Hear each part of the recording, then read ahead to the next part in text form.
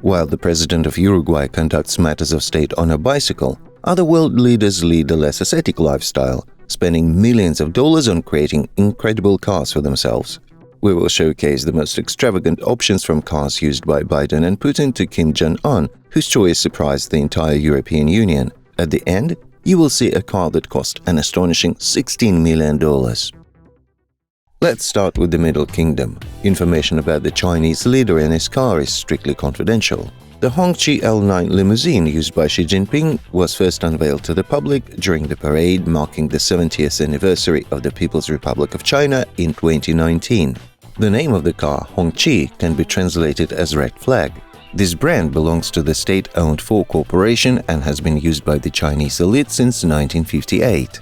The limousine's appearance attracts attention, reminiscent of old Soviet cars like the Gaz-21 and the Seagull. This resemblance is emphasized by round headlights and a distinctive radiator grille.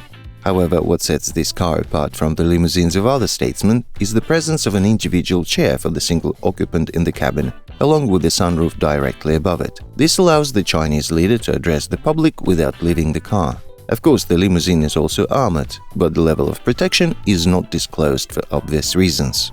According to available information, the car is equipped with a powerful V12 engine with a 6-liter displacement and 480 horsepower. Rumors also suggest the presence of a digital dashboard in the cabin, replacing traditional instruments, and analog buttons with touch-sensitive elements, as seen in modern Chinese cars.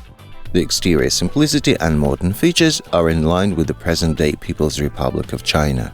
Vladimir Vladimirovich, on the other hand, does not share an affinity for modern technology, so a rather retrograde car was developed for him. Much has been written and said about this creation of the Russian automotive industry, but some of its secrets remain locked away. The Aurus Senate, an armored limousine from the Cortege project in which Vladimir Putin first appeared during his inauguration in 2018. It is the result of the work of Russian engineers collaborating with experts from Porsche Engineering and Bosch Engineering. The Aurus Senate, which replaced the previous Mercedes Pullman, is equipped with a hybrid power plant. It features a primary turbocharged 4.4-liter gasoline engine producing 598 horsepower and an additional electric motor with 62 horsepower. The transmission is a 9-speed automatic. The fuel consumption of the Aurus is unknown due to its immense mass, but it can reach a top speed of about 120 miles per hour. It's worth noting the presence of an intelligently managed all-wheel drive system and cruise control. Despite the fact that the external appearance of the presidential limousine resembles a Rolls-Royce, the designers from NAMI drew inspiration from the domestic ZIS-110, sometimes referred to as Stalin's last limousine. We'll tell you more about it shortly. When discussing the security of the Aurus, it's worth highlighting an interesting detail. Developers have almost completely avoided high-end technologies. A digital instrument panel is present, but there isn't even a touchscreen in the cabin, and the multimedia system doesn't support Apple CarPlay or Android Auto interfaces. This makes the car's brain almost invulnerable even to the most skilled hackers. The passive safety of the Aurus is rated at the highest level by experts, both according to European and American standards. Despite the absence of details about the methods used to protect the car from terrorist threats, it can be assumed that the basis of the vehicle is an armored capsule with ballistic protection not lower than VR9, as well as an autonomous fire suppression system and a completely sealed cabin. Even the tires can withstand an explosion equivalent to 1 pound of TNT. Just a couple of years ago, Pope Francis acquired a new car, a budget-friendly crossover, the Dacia Duster. However, this Duster is not your typical car. It's been specially adapted for the role of the next Pope-mobile. Normally, Dacia vehicles are known for their slightly outdated and budget-friendly Renault technology with limited comfort options. But in this case, significant modifications were made. The car features a large roof hatch, a removable glass superstructure, and a lowered ground clearance by a couple of inches to provide more convenient access to the cabin. However, don't think that all popes have always had budget cars. This time, Francis decided to get a bit closer to his people. Previously, the Pope-mobile was designed and built on the basis of the Mercedes ML class. Apparently, this raised questions among the public, as the head of the Catholic Church encourages believers to live modestly while his own transportation costs $500,000 US. It became necessary to switch to Renault to avoid divine wrath. But not everyone shies away from luxury. Some world leaders actually like to showcase their cars. The leader of North Korea made waves in 2019 when he arrived for a meeting with the President of Russia in an armored Mercedes-Maybach S600 Guard limousine. Accompanying it was a Maybach 62S, a car that had long been out of production. The appearance of these luxurious cars sparked lively discussions due to UN sanctions that prohibited selling such vehicles to Kim Jong-un and the North Korean elite as luxury items. Representatives from Daimler, the manufacturer of Mercedes-Maybach, quickly assured European Union leaders that they had not supplied cars to North Korea, and the origin of Kim Jong-un's cars remained a mystery, although many speculated that Russia assisted in acquiring them on the secondary market and subsequently modifying them. A similar incident had occurred a bit earlier, when Kim Jong-un also raised eyebrows by arriving for a meeting with US Secretary of State Mike Pompeo in a new Rolls-Royce Phantom. Investigative reports revealed that in the summer of 2018, the cars were shipped in containers from Rotterdam to China, then to Japan, and on to the port of Busan in South Korea. The last documented location where the cars were seen was the Russian port of Nakhodka. Presumably from there, they were transported by military transport aircraft and used for the North Korean leaders' overseas trips. Information regarding the technical specifications and equipment of Kim Jong-un's limousine remains a mystery. Videos show security personnel running alongside the car, but details of its features and technical data are yet to be revealed. However, in North Korea, there is no doubt that they have provided robust protection for the country's top leader, as it remains in conflict with most of the world.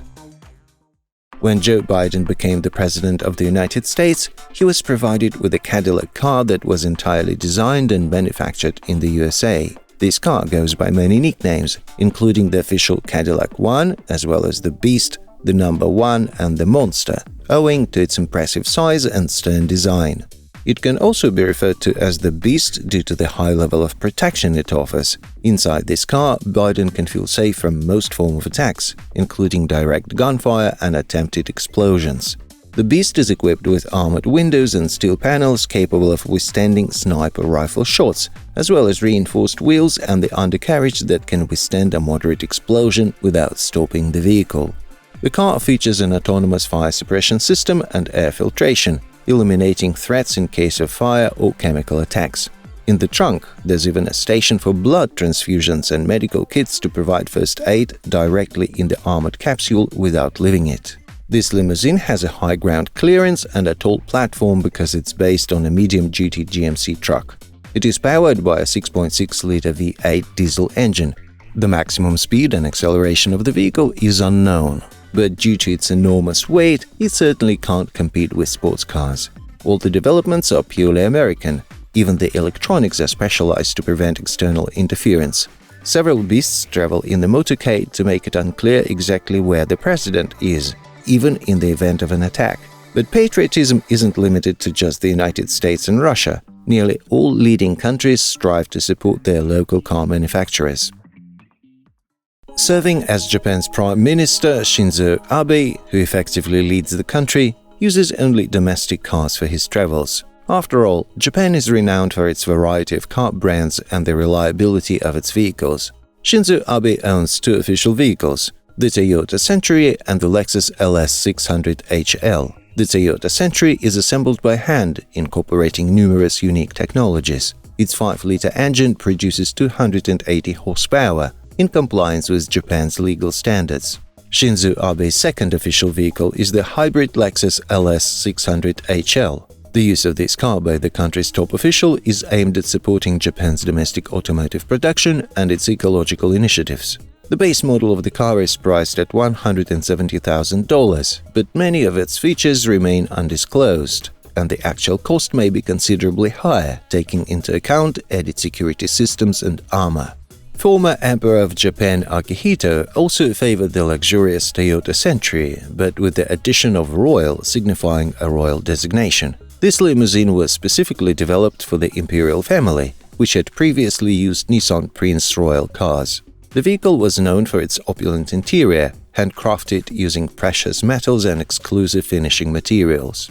But not all leaders chase exclusivity and luxury. The next one, in contrast, tries to get closer to the people. Recently, the President of France, Emmanuel Macron, received for the second time in a row a model of the DS7 crossover.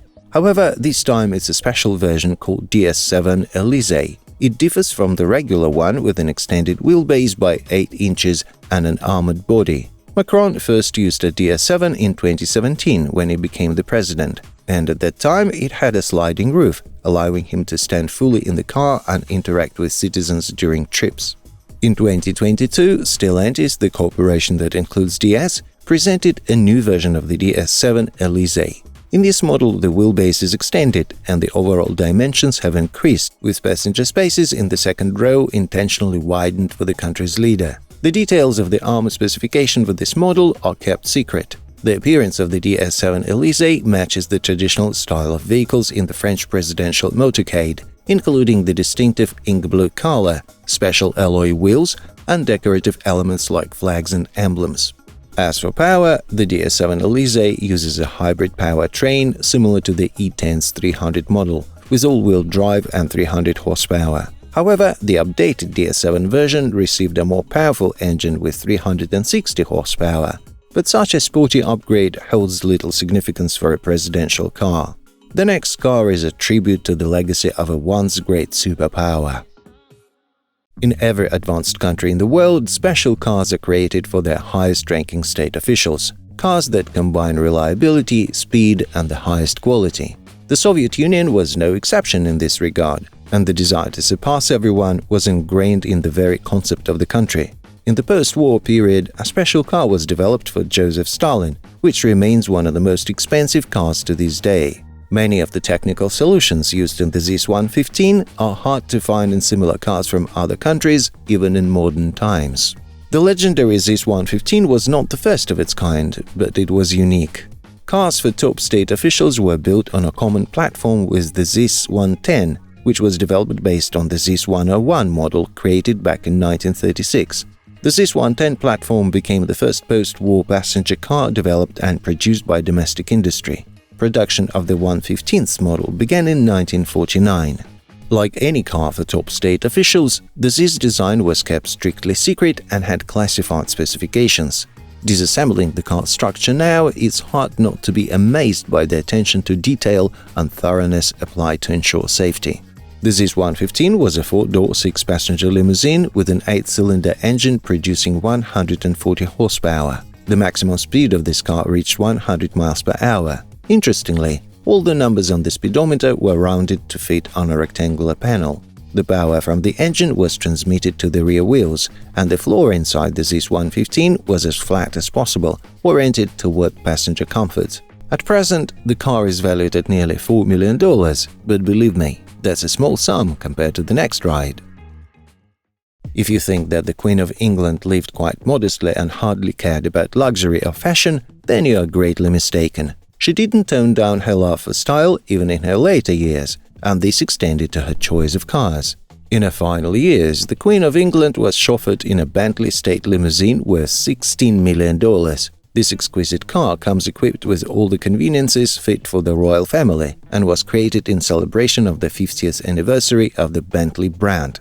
Considering the Queen of the United Kingdom's age at the time of the car's creation, the doors of the Bentley state limousine were specially designed to open at a 90-degree angle, making it easier for her to step into the cabin. Additionally, the car features armored protection and various safety systems to shield against any potential threats or hostilities.